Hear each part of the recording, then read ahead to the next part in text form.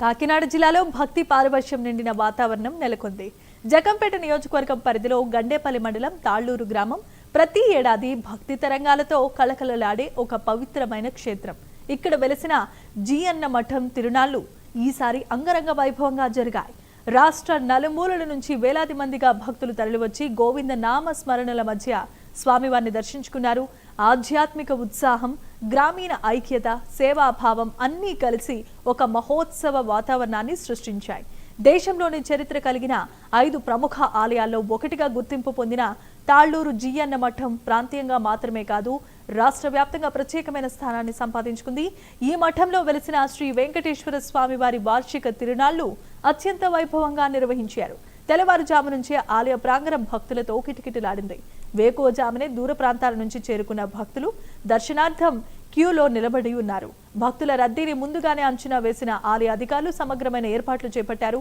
దర్శనంలో ఎటువంటి అంతరాయం కలగకుండా క్యూలు, త్రాగునీటి పంపిణీ వంటి చర్యలు తీసుకున్నారు.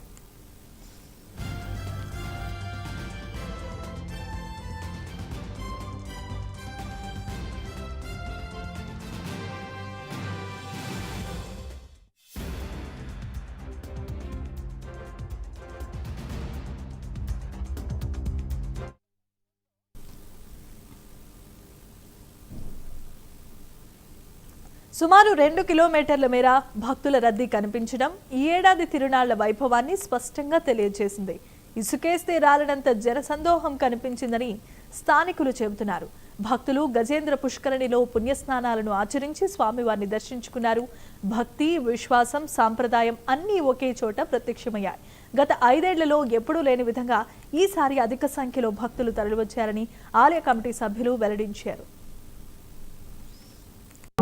ఈ సంవత్సరం బయట ఎంతమంది అయితే జనం ఉన్నారో అంతమంది లోపలికి వచ్చి భాగవత దర్శనం చేసుకున్నారు. చాలా మందిని ప్రశ్నించాం, ఏంటి సంవత్సరం ఎంతమంది ఉన్నారయ్యా అంటే, లేదండి మన వాళ్ళు మన సనాతన ధర్మం కోసం నాయకులందరూ కూడా బాగా చెప్తూ ఉన్నారు. ఈ మధ్యన వారాహి యాత్రతో వారి ద్వారా మేము పవన్ కళ్యాణ్ గెలిస్తే మీరు ప్రతి దేవాలయాన్ని కూడా దర్శించుకోండి, ఇది మన ధర్మం అని చెప్పేసి అనేక మంది యువతీ యువకులు మా ముందు చెప్పడం మాకు చాలా ఆనందదాయకంగా ఉంది. ఈ విధంగా మన సనాతన ధర్మం వర్ధిల్లాలి, భారతీయ సనాతన ధర్మం ద్వారా భారతదేశం విశ్వ గురువుగా విరాజాలని చెప్పి కోరుకుంటూ ఈ సంవత్సరం ఇక తిరునాళ్లలో మరో ప్రత్యేకత గ్రామస్తుల సేవాభావం.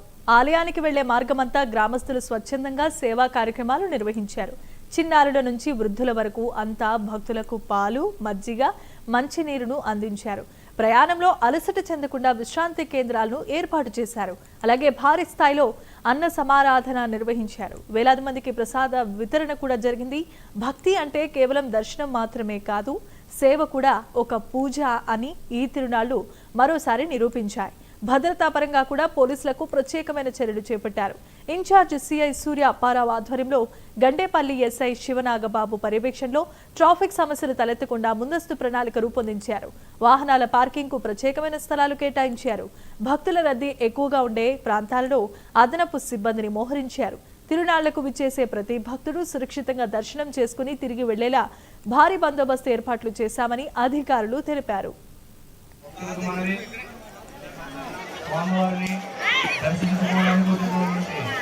భక్తులకు మనవండి, భూమిలో స్నానాలు చేసే వారికి తాడు దాటకూడదు, బోటు ఎక్కువ ఉంది.